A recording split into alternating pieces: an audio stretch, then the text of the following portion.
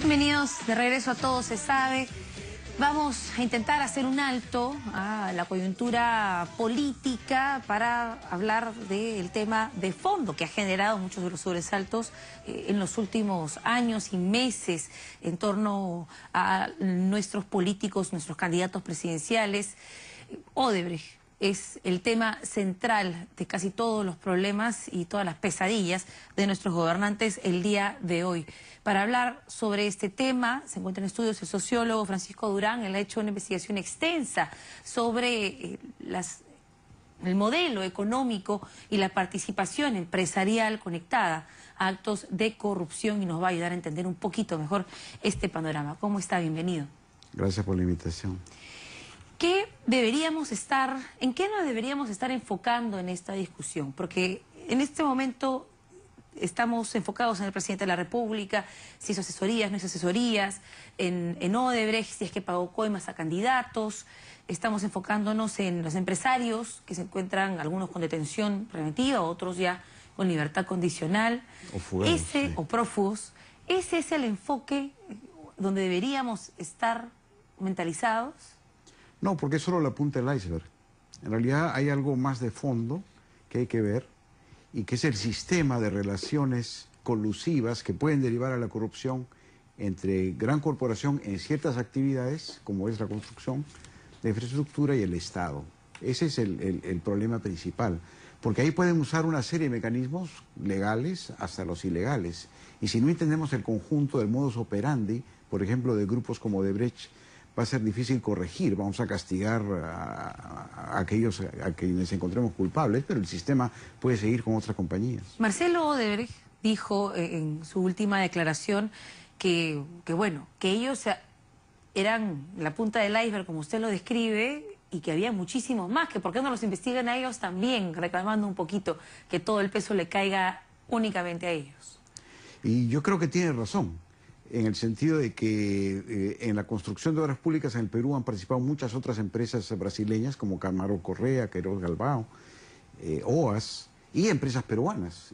Ciertamente Odebrecht no es el único que ha caído en este tipo de situaciones, ¿no? Y lo estamos ahora descubriendo a partir del caso llamado Club de los Constructores, pero luego que termine este caso vamos a ir probablemente a investigar si es que tenemos la voluntad de hacerlo, casos de otras empresas constructoras. O sea, hay un problema muy serio, muy de fondo. ¿Y cuál es ese problema de fondo? ¿Qué está pasando? ¿Por qué es que, del planteo dos escenarios, es que los empresarios peruanos no pueden hacer negocios con el Estado sin corromper a los funcionarios, o es que el Estado es tan débil que no puede, digamos, defenderse o prevenir que se cometan actos de corrupción? Bueno, el argumento de los empresarios, que se repite igual en Brasil o en Perú, es que a ellos los extorsionan. Y eso es justamente lo que declara Barata, por ejemplo, en el caso Metro de Lima. A mí Cuba me pidió una cantidad de dinero para aprobarle la licitación de manera amañada.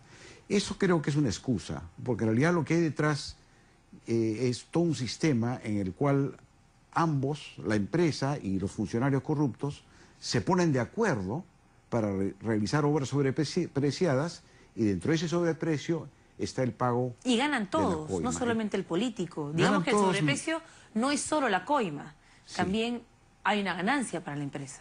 Obviamente, y está, bueno, con el sobreprecio hay una sobreganancia dentro y también está la coima. Entonces, claro, ganan todos los que están involucrados en este esquema colusivo, pero pierde ciertamente el país. ¿Y qué hacemos? ¿Cuál es la alternativa a este modelo? Porque, por ejemplo, en uno de sus libros analiza cómo está diseñado el sistema económico en nuestro país y cómo se manejan los empresarios. ¿Qué es lo que ha descubierto en su investigación? Bueno, yo creo que hay un Estado débil y nosotros hemos apostado por un mercado fuerte y ambas cosas no terminan de encajar, porque no puede haber mercado fuerte con Estado débil.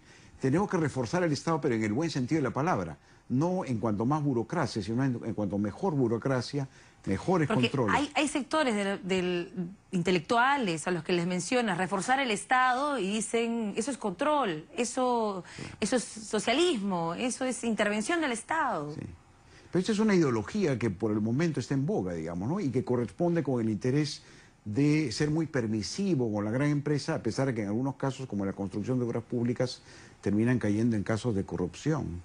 Tiene que haber supervisión. En todos los países hay regulación, más, menos regulación. Pero la regulación debe ser buena y técnica y debe haber buena supervisión. Entonces la corrección está por el lado del Estado, pero por el lado del sector privado, creo que también el propio sector privado y las grandes corporaciones tienen que mirarse en el espejo y separar la paja del trigo. Por ejemplo, en Capeco recién hoy día, ¿no? O hace poco, el presidente ha decidido quedarse en el cargo siempre y cuando no haya constructores vinculados al caso de la corrupción. Es un buen ejemplo. Si hubieran procedido antes... Pero digamos que han criticado esa medida también porque ahora dicen que no hay nadie que construya o que nadie quiere construir porque todos tienen miedo a que se les persiga.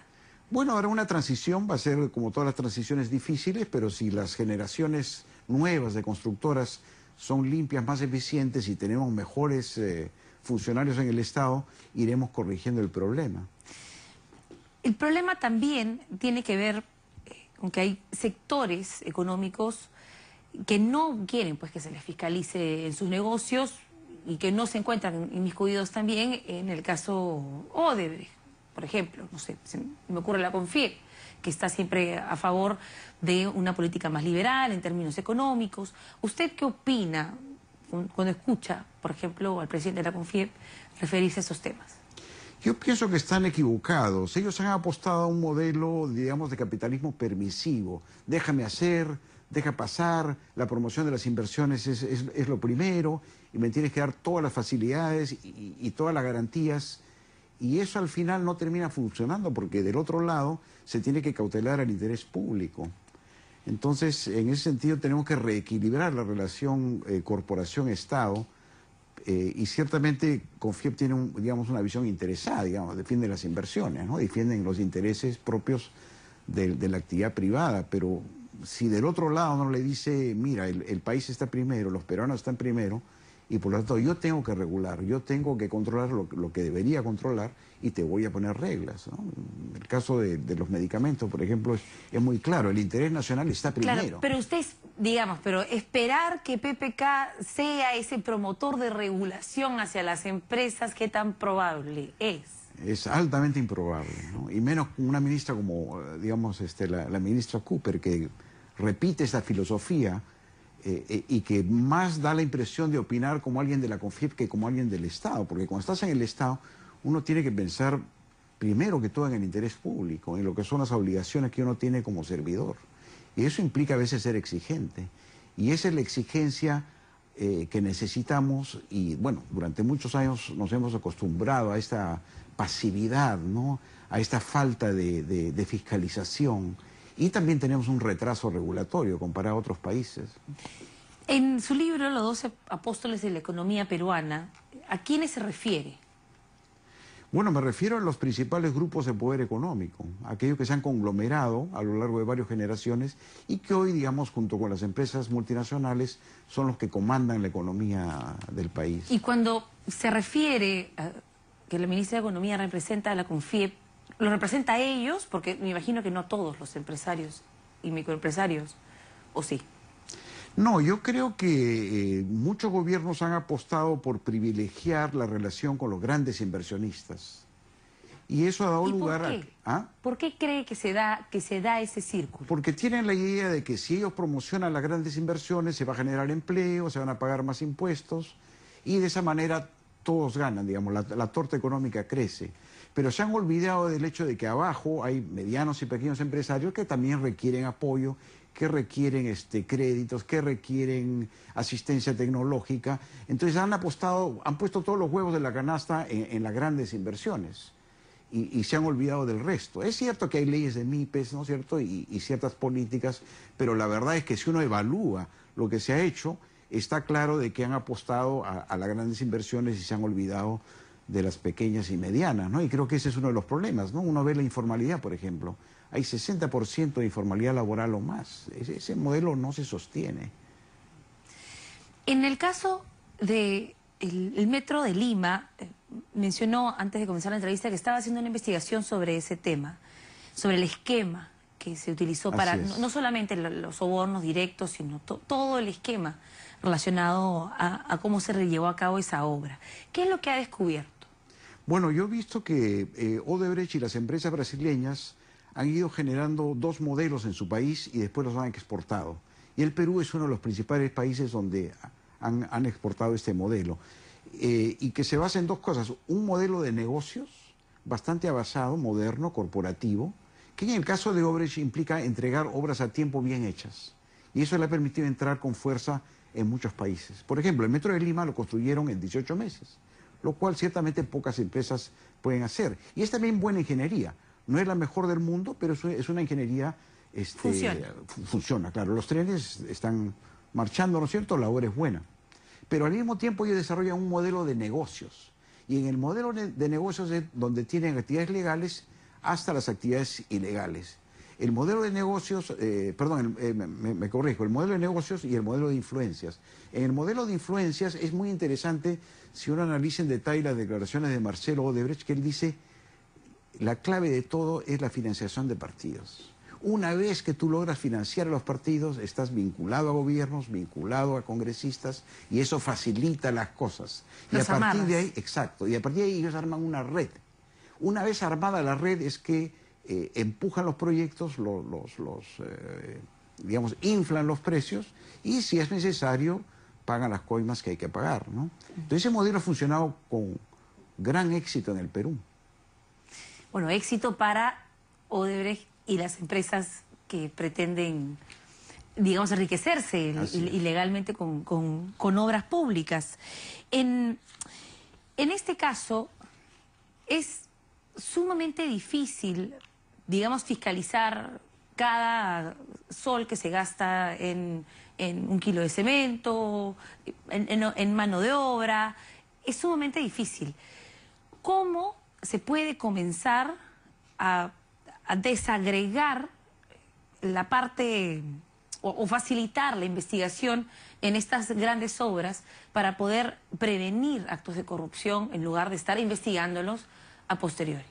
Sí, bueno, yo creo que es una tarea colectiva, ¿no? Hay que reconocer que si bien el Estado falla, no todo lo puede hacer el Estado. Si nosotros sabemos que en cierto tipo de actividades del Estado es más posible la corrupción, como en obras públicas, como en compra de materiales, como en el sistema de seguridad, ahí debemos concentrarnos. Y en esa concentración lo que debemos hacer es estudiar, ¿no? Yo creo que la universidad, los investigadores, la sociedad civil también debe estar alerta y ayudar junto con el periodismo, que también cumple un rol muy importante en poner la atención en las principales obras, en las principales operaciones y de esa manera ayudar a corregir, ¿no? Y ciertamente el empresariado, empezando por los gremios, tiene que autocorregirse, ¿no? Todavía estamos esperando un verdadero mea culpa de la CONFIEP y otros gremios, ¿no? Y ya es la hora, pues, de que... ¿Cree que va a suceder ese mea culpa? Esperamos que sí, porque si no lo hacen van a perder contratos y su reputación va a caer. Y hoy día, y esa es una de las conclusiones del estudio, las corporaciones tienen una reputación. Si la reputación se pierde, pierden valor de mercado. Y ese es, yo creo, el punto... ¿Qué es lo que ha pasado con Graña y Montero? Exacto. En este país. Exacto, es cierto. El día de hoy, el presidente de la República le agradeció a Rex Tillerson el apoyo para poder ingresar a la OCDE. ¿Usted cree que el Perú esté a la altura de esos países o deba ingresar a la OCDE? Bueno, en América Latina solo hay dos países que han entrado. Uno por razones geopolíticas, que es México, su proximidad con Estados Unidos, la importancia para Norteamérica, y el otro que es Chile, que ciertamente está mucho más avanzado que otros países, incluyendo el Perú. Nosotros somos candidatos a ingresar a este club, pero tenemos, como dice la OCDE, de cerrar una serie de brechas de productividad, brechas de pobreza, brechas de institucionalidad. Y hasta ahora hemos avanzado muy poco en ese terreno. Que incluye lucha anticorrupción. Ciertamente. También. Y cerrar el retraso regulatorio, ¿no? Por ejemplo, necesitamos una ley antielusión. Porque si no, digamos, es muy fácil eludir los impuestos en los paraísos tributarios. Este es uno de los proyectos que se le ha quedado en carpeta a la ministra Arauz, ¿no? Y es clave, ¿no? Necesitamos mejorar la recaudación tributaria también, que se viene cayendo. Entonces yo creo que al final, tal como están las cosas, porque estamos en medio de una crisis política que tiene impacto económico, la idea, el sueño, digamos, de llegar al 2021 y ingresar a la OCDE es muy difícil de cumplir. Para el 36, tal vez 2036, no lo sé. Bueno, para el futuro, digamos, ¿no? Claro. Pero hay mucho Pero cercano, por favor, en nuestra vida. A ver si logramos algunos avances. Esperamos que sea en esta generación, ¿no? ¿Y cuándo sale este nuevo libro, esta nueva investigación? Bueno, estamos esperando que hacia junio, julio esté terminado y podamos hacer un estudio que permita entender cómo Odebrecht creó todo un sistema de negocios y de influencias que le ha permitido penetrar tan fácilmente en el Perú. ¿Le va a caer gordo ese libro a alguien? Me imagino que sí, pero es necesario decir la verdad. ¿A quién cree? Bueno, a todos los que están involucrados, ¿no? Que son empresarios, políticos y los miembros de apoyo de la red, ¿no? La red se apoya en una serie de instituciones, por ejemplo, los estudios de abogados, que a veces están fuera de la foto, ¿no? Los gremios empresariales, lo que hemos conversado hoy, digamos, uno tiene que ver el conjunto y ahí se da cuenta de que todos estos sectores tienen que corregirse, ¿no? Bueno, definitivamente queremos esa primicia cuando saque el libro, porque nos queremos enterar primerito de todo lo que han encontrado. Bueno. ¿Qué dice la galleta? A ver, ¿qué dice la galleta? Ten el valor de intentar algo nuevo. Yo creo que usted ya ha tenido el valor de intentar algo nuevo y ahora tal vez el valor para afrontar seguramente las reacciones a este estudio. Para seguir intentándolo, ¿no? Porque hay que investigar los temas y eso es lo que hago. Definitivamente. Muchas gracias por habernos acompañado. Fernando Durán es sociólogo y ha tratado de pintarnos un poco el panorama. El problema es enorme, es institucional, es de los gremios empresariales, es de la ciudadanía, nuestra tolerancia a los pequeños actos de corrupción que se suman al final en estos casos como el de Lava Jato. Así que definitivamente hay que leer sus publicaciones. Vamos a responder la pregunta que le hicimos al comenzar el programa. Le preguntamos si usted creía conveniente o no que el Grupo de Lima rechace la participación de Nicolás Maduro en la Cumbre de las Américas. 84% de este universo de Twitter dice que sí, el 16% dice que no. Aproximadamente 700 votos han participado en esta encuesta. Les agradecemos a todos su sintonía y esperemos que nos pueda acompañar el día de mañana en una nueva edición de Todo se sabe. Nos despedimos.